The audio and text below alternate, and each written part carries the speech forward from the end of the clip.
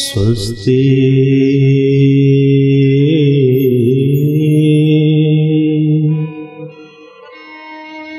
श्री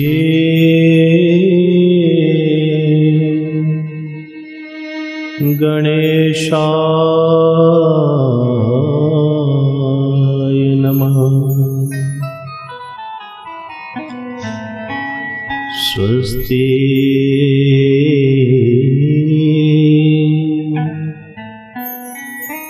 श्री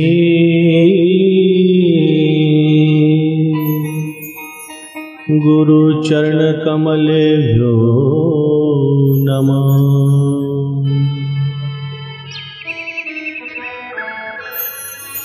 स्वस्ति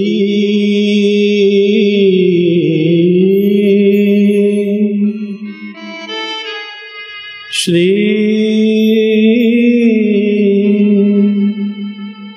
गोवर्धननाथो विजयते। स्वस्ति श्री बालमुकुन्दाय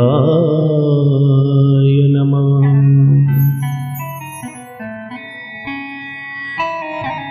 या देवी सर्वभूतेषु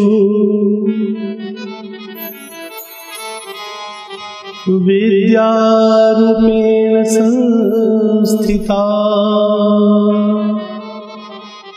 नमस्तस्यै नमस्तस्यै नमस्तस्यै नमो नमः। ॐ खर्वं स्थूलतनुं गजेन्द्रवदनं लम्बोदरं सुन्दरं प्रस्यन्दनमर्दगन्धलुब्धमधुपं व्यालोलगण्डस्थलं दन्ताघातविदारितारिरुधिरैः सिन्धूरशोभाकरम् वन्दे शैलसुतासुतं गणपतिं सिद्धिप्रदं कामदम्।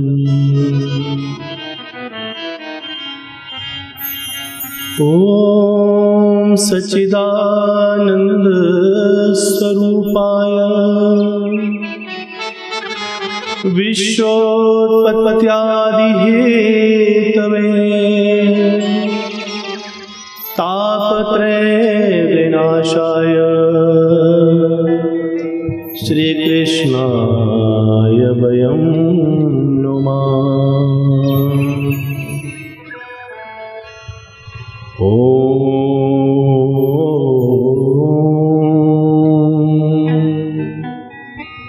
नमोऽस्तु गुरुवे तस्मै इष्टदेवस्वरूपिणे यस्यावामृतं हन्ति विषम संसार संगतम्।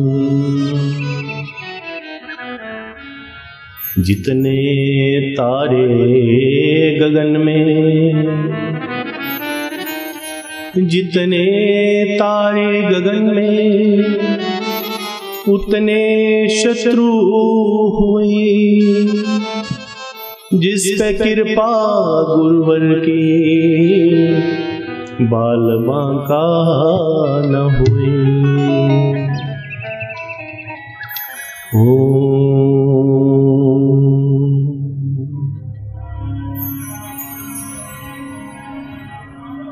गुरुजी कठपुतली तेरे नाम की, गुरुजी कठपुतली तेरे नाम की। परम पवित्रमयी आनंद प्रदायनी सुख कारिणी भुक्ति मुक्ति प्रदायनी जन्म जन्मांतर रहस्य प्रबोधिनी भगवान श्री हरिनारायण के महाअवतार भगवान श्री कृष्ण जी के इस पावन सुंदर स्वरूप की बांगमयी मूर्ति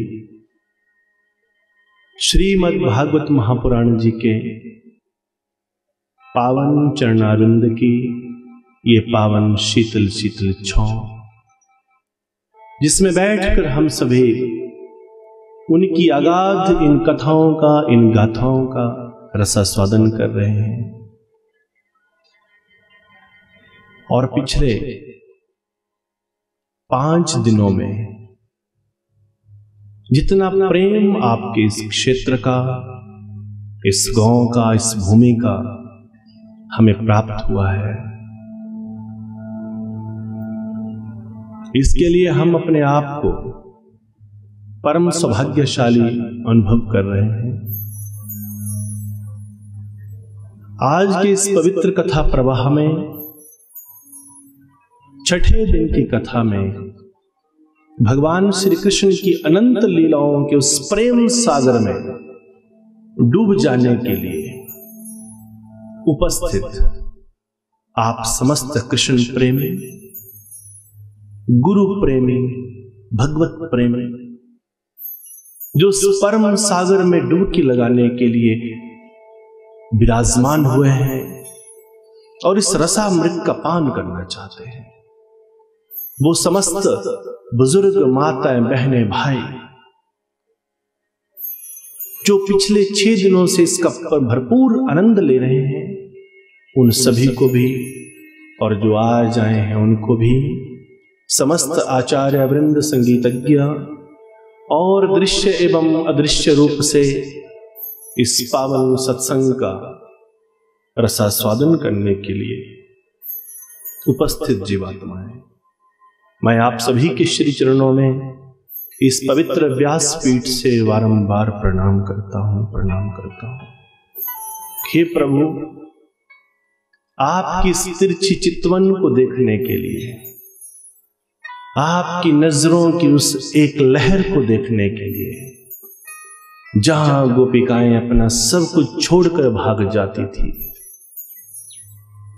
निशम्य गीतम तदनंग वर्धनम, जिस समय गोपिकाएं अपनी गौओं का दोहन कर रही होती थी और भगवान श्री कृष्ण की बंशी की धुन को सुनती थी, तो गौओं को छोड़कर भाग जाती थी। वो गौ माताएं जो अपने बछड़ों को स्तनपान करवा रही होती थी, वो स्तनपान करवाते करवाते ही अपने बछड़ों को छोड़कर ही भाग जाती थी। ऐसी उनकी वो तिरछी चितवन, उनकी वो नजर, जिसके लिए ये पत्ता पत्ता, ये कण कण पल पल तरसता है। मानो तो गंगा मां है और ना मानो तो बहता पानी है। जिस प्रेम के साथ, जिस भाव के साथ आप इस कथा का रसास्वादन कर रहे हैं, निश्चित रूप से वो कृष्ण सबकी पुकार सुनेंगे। गोपिकाएं नहीं जानती थी कि कृष्ण भगवान है, कोई गोकुलवासी नहीं जानते थे कि कृष्ण भगवान है। हम सब जानते हैं कि कृष्ण भगवान है, परंतु फिर भी हैरानी की बात यह है कि हम जानते हैं कि वो भगवान है, फिर भी हम उसे प्राप्त नहीं कर पाते। और वो नहीं जानती थी, फिर भी उन्होंने कृष्ण को पा लिया। महत्वपूर्ण तथ्य ये है, महत्वपूर्ण वस्तु ये है, तो आखिर वो कौन सा तत्व था, कौन सा वो सार था जो हम वहां पर पहुंच नहीं पाए।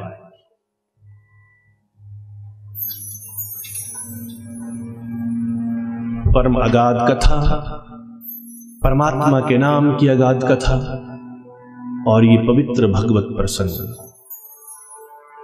जिसमें जितना डूब जाए उतना कम, जितना डूब जाए उतना कम। ये डूबने की कला है।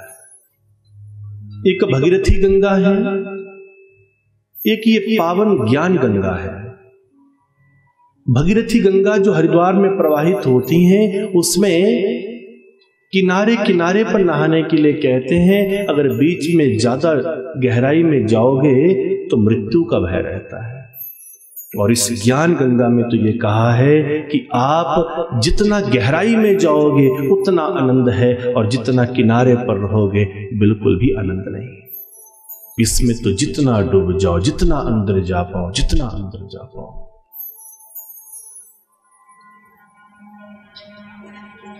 हे कृष्णा, तेरे इस प्रेम के प्रवाह में हम ऐसे खो जाएं कि एक पल के लिए भी आंखें तेरे दीद से दूर ना रहें। वो चश्म क्या जिसमें नहीं तमन्ना विशाल, वो इश्क क्या जिसमें तेरे दीद की हसरत नहीं। भगवान के प्रेम में वो गोपिकाएं, वो राधा रानी कैसे उसके प्रेम में तड़पती हैं, कैसे उसके प्रेम में बिलखती हैं, और पल पल वो गोपिकाएं कहती हैं कि हे कृष्णा, रास जब आनंद, आपने रास का आनंद पिछले कर लिया। रास क्या है? आत्मा और परमात्मा के मिलन की गाथा को रास कहा है। आत्मा परमात्मा के मिलन की ये रात है, आज महारास है, आज महारास है। हमारे अंदर बैठा हुआ वो सूक्ष्म रूप परमात्मा जो हमारे अंदर बैठा है, एक परमात्मा अंदर है, एक परमात्मा बाहर है। उस बाहर के परमात्मा को और अंदर के परमात्मा के बीच में जो पर्दा है उसे हटा देने का नाम ही भागवत है। जिस समय रास रचा रहे थे, गोपिकाओं और राधा जी के पूरे चेहरे का श्रृंगार बह गया, और आपने कल देखा कि जब सबके चेहरे काले हो गए तो उस समय भगवान कृष्ण आए, और भगवान ने कहा कि हे गोपिकाओं, आज आप निश्चित रूप से इतनी सुंदर लग रही हो कि जितनी सुंदर आज तक आप कभी नहीं लगी। आपकी ये सुंदरता, आपका ये प्रेम, क्योंकि आज आपके चेहरे की सुंदरता नहीं, आज आपके शरीर की सुंदरता नहीं, आज आपने अपनी बाह्य सुंदरता को मिटाकर अपनी जीवात्मा की सुंदरता को प्रकाशमान किया है। बाहर की सुंदरता को मिटाकर अंदर की सुंदरता को धारण करने का नाम ही ये भागवत है, ये रासलीला है। रासलीला काम वासना से पीड़ित होकर एक स्त्री और पुरुष के मिलन को कभी भी रासलीला नहीं कहते। मैं अक्सर समस्त जहां भी सत्संग होते हैं, मैं एक बात के ऊपर बार बार फोकस करता हूं कि जब हमारे न्यूज़पेपर में या टेलीविजन के ऊपर हम देखते हैं कि जब कोई व्यक्ति अपनी जिंदगी में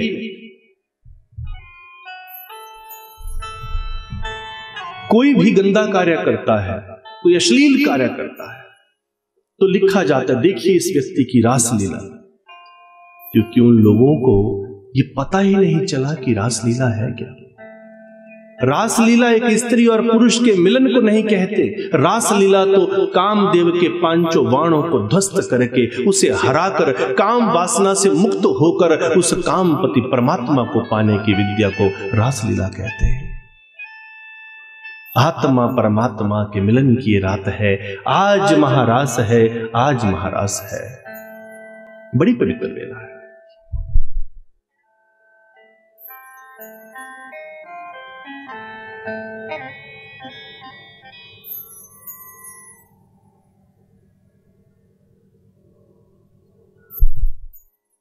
आत्मा परमात्मा के मिलन की रात है, आज महारास है, आज महारास है। इस रास का महत्व क्या है? रास का अर्थ क्या है?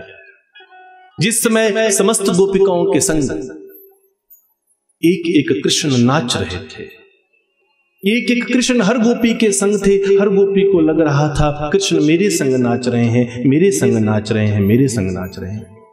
परंतु वास्तविकता कुछ और थी। वास्तविकता तो ये थी कि कृष्ण सबके साथ एक समान दृष्टि से नाच रहे थे, परंतु गोपिकाओं को यह पता नहीं चल रहा था। वो सोच रही थी नहीं केवल मेरे ही संग कृष्ण नाच रहे हैं, मैं भी इस कार्य को कर सकता हूं, ये स्वाभिमान है। और मैं ही इस कार्य को कर सकता हूं, ये अभिमान है। भी और ही का जो अंतर है, आज की कथा में, इस पवित्र प्रसंग में, आज की कथा बहुत महत्वपूर्ण है। बहुत विशेष सत्संग आज गुरु कृपा से होगा। सबसे महत्वपूर्ण आज की कथा का प्रसंग कि ही और भी को अपनी जिंदगी में जिसने समझ लिया, उसने परमात्मा को पा लिया। मैं भी ऐसा कर सकता हूं, ये हमारा स्वाभिमान है। और मैं ही कर सकता हूं, ये अभिमान है।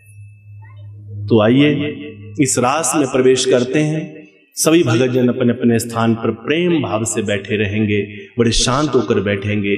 पूज्यपाद सतगुरु महाराज महामहिम संस्थापक बाबा सिद्धयोगी धाम श्री श्री सिद्धयोगी बाबा जी का पादार्पण हो रहा है। गुरु ब्रह्मा गुरु विष्णु गुरु ही महेश मेरे है। गुरु स्वामी गुरु मालिक गुरु देवता ये मेरे है। गुरु देवता ये मेरे है। शरण रज शीश तुम लगाओ, मेरे गुरुदेव आए हैं। मेरे गुरुदेव आए हैं। श्री सदगुरुदेव महाराज की, श्री स्वामी जी महाराज की, श्री सदगुरुदेव महाराज की, श्री बाबा जी महाराज की, श्री सदगुरुदेव महाराज की। बहारो फूल बरसाओ, मेरे गुरुदेव आए हैं। मेरे गुरुदेव आए हैं। बहारो फूल बरसाओ, मेरे गुरुदेव आए हैं। मेरे गुरुदेव आए हैं। मुकद्दर आज माना है, यहाँ पर आज़मा देखो। यहाँ पर आज़मा देखो। ये किस्मत को बदल देंगे, इन्हें अपना बना देखो। इन्हें अपना बना देखो। झोली को ही भर देंगे, झोली को ही भर देंगे। ये भंडार लाए हैं, ये वो भंडार लाए हैं। बहारों फूल बरसाओ, मेरे गुरुदेव आए हैं। मेरे गुरुदेव आए हैं। पुष्प बरसाओ, मेरे गुरुदेव आए हैं। मेरे गुरुदेव आए हैं। जिधर को ये नजर जाती, नजारे ही नजारे हैं। जिधर को ये नजर जाती, नजारे नजारे हैं। न शर्माओ, मेरे गुरुदेव आए हैं। मेरे गुरुदेव आए हैं। बहारों फूल बरसाओ, मेरे गुरुदेव आए हैं। मेरे गुरुदेव आए हैं। पुष्प बरसाओ, गुरुदेव आए हैं, मेरे गुरुदेव हैं, मेरे बाबा जी आए हैं, मेरे गुरुदेव आए हैं।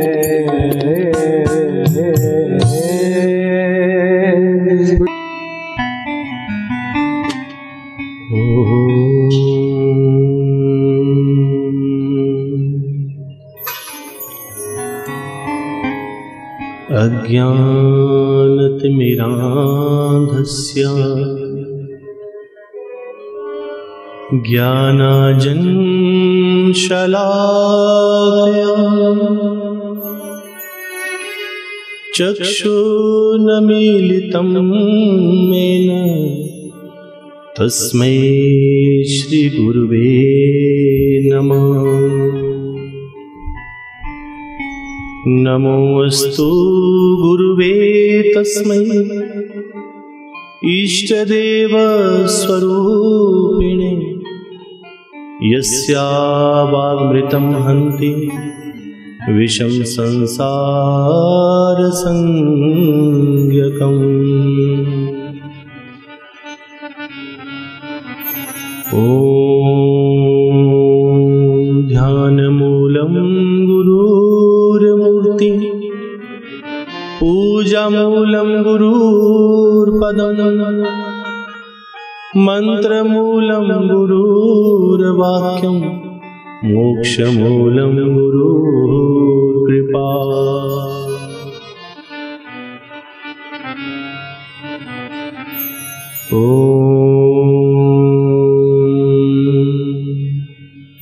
बोलिए सतगुरुदेव भगवान की जय हो, सतगुरु महाराज की जय हो, श्री सिद्धयोगी धाम की जय हो, श्री सिद्धयोगी बाबा जी महाराज की जय हो।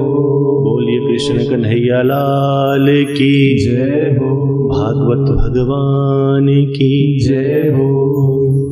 परम पावन बेला भगवान कृष्ण कथा का ये छठा दिन, और ये वही दिन है जिस दिन भगवान श्री कृष्ण ने भी अपने गुरु की विशेष कृपा को प्राप्त किया था। और आज की इस पावन कथा में जिस बेला में भगवान श्री कृष्ण अपने गुरु की कृपा को प्राप्त करते हैं, उसी बेला में आज हम सभी भी सतगुरु महाराज जी की उस पावन कृपा को प्राप्त कर रहे हैं, उनके आशीर्वाद को प्राप्त कर रहे हैं।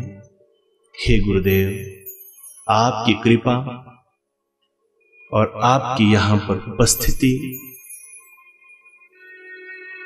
अपने शक्ति स्वरूप में, शब्द स्वरूप में तो आप हर समय हम सबके अंदर हैं, परंतु शब्द रूप के साथ साथ दिव्य मूर्त रूप में भी आपका हमारी आंखों के सामने होना,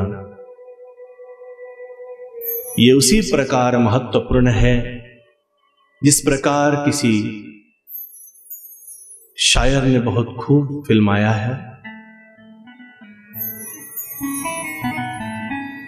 कि शबनम से क्या फूल खिले, कि शबनम से क्या फूल खिले,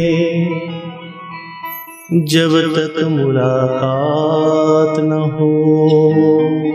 एक मुलाकात है, एक शबनम है, एक फूल खिलता है, एक मुलाकात है। बड़ा सुंदर अल्फाज कहा है, दोनों को आपस में मिलाया है कि मुलाकात का और शबनम के फूल का अर्थ क्या है। कि शबनम से क्या फूल खिले, जब तक बरसात न हो। तेरी तस्वीर से क्या दिल भरे, मेरे सतगुरु जब तक मुलाकात न हो।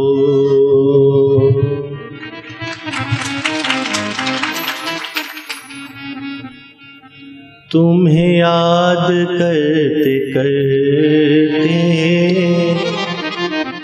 बीते रैन सारी, तुम्हें याद करते करते बीते रैन सारी, तुम्हें याद करते करते बीते रैन सारी, तुम्हें याद करते करते बीते रैन सारी, बीते रैन सारी, बीते रैन सारी, बीते रैन सारी, बीते रैन सारी, तुम्हें याद करते करते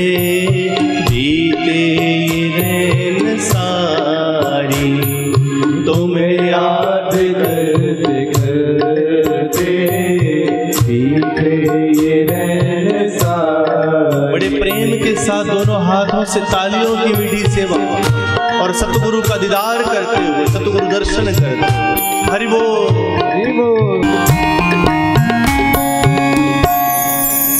क्या बसा है अनजान एक नगर में, मन है कि जा बसा है अनजान एक नगर में, मन है कि जा बसा है अनजान एक नगर में, मन है कि जा बसा है अनजान एक नगर में।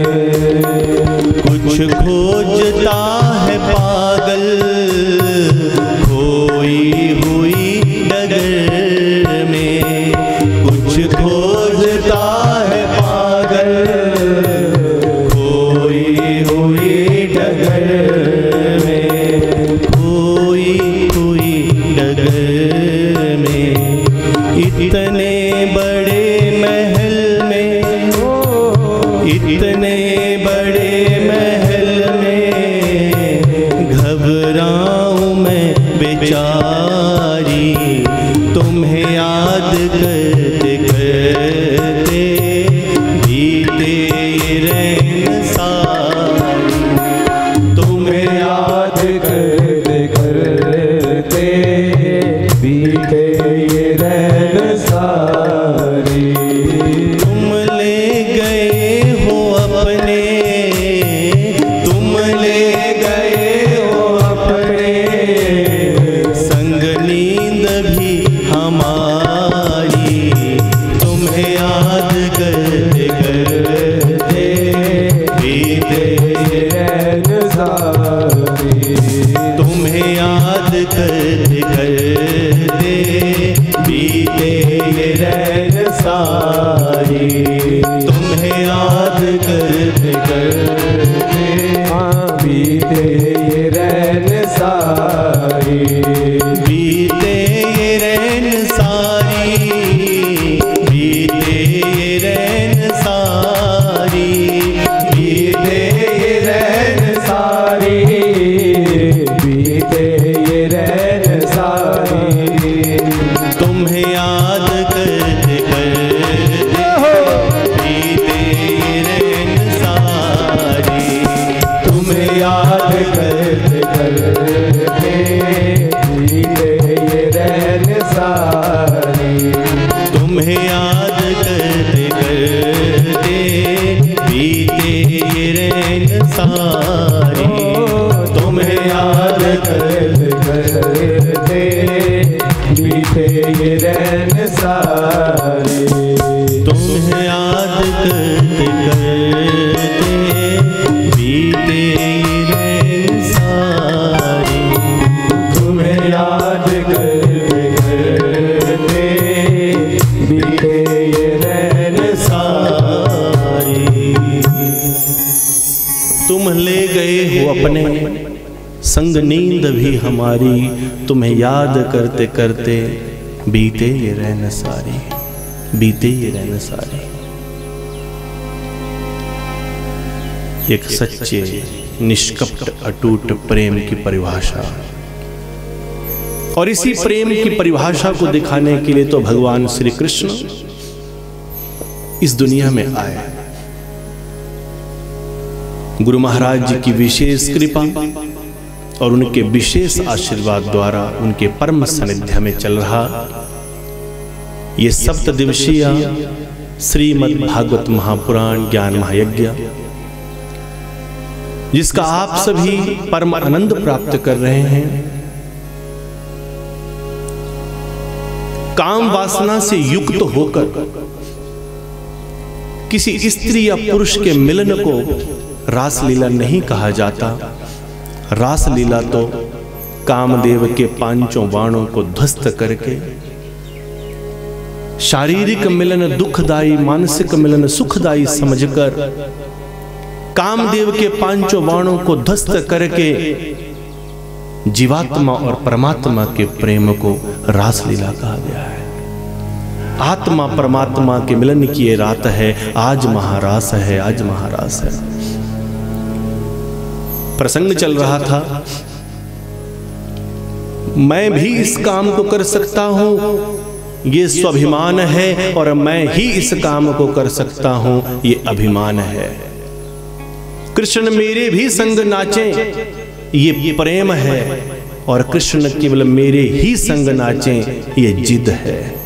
और जिसमें जिद आ जाती है, जिसमें शर्तें आ जाती हैं, वो प्रेम नहीं है। जब राधा जी ने कृष्ण से पूछा था, हे कृष्णा प्रेम का मतलब क्या है, तो भगवान ने यही कहा था कि प्रेम का मतलब पूछ रही हो राधिके, जब मतलब निकाल दिया तो प्रेम बचा कहां, प्रेम कहां रह गया। तो कृष्ण प्रेमियों, प्रेम की परिभाषा, प्रेम का अर्थ क्या है? अनकंडीशनल लव, जिसमें कोई शर्त ना हो, जिसमें कोई भी कंडीशन ना हो कि ऐसा हो तो ऐसा, ऐसा हो तो ऐसा। पूज्य गुरु महाराज अपनी कृपा वृष्टि के उस परम रहनुमाई के अंदाज में जब इनको आदेश हुआ तो गुरुदेव आप साजन जी के प्रेम के लिए यहां पहुंच गए। 1 महीना बाद किसी और भगत के घर में कथा चली, तो मेरा तो गुरु जी से प्रेम तभी है अगर मेरी भी कथा में पहुंचे, मेरी भी कथा में पहुंचे तो ही मेरा प्रेम है। उस भगत के बेटे की शादी में चले गए, मेरे बेटे की शादी में भी आएंगे तो समझूंगा कि गुरुदेव मुझसे प्रेम करते हैं, अन्यथा मुझसे प्रेम नहीं करते। इसका अर्थ यह है कि उससे ही प्रेम करते हैं। ये तो जीवन की विचित्र लीलाएं हैं।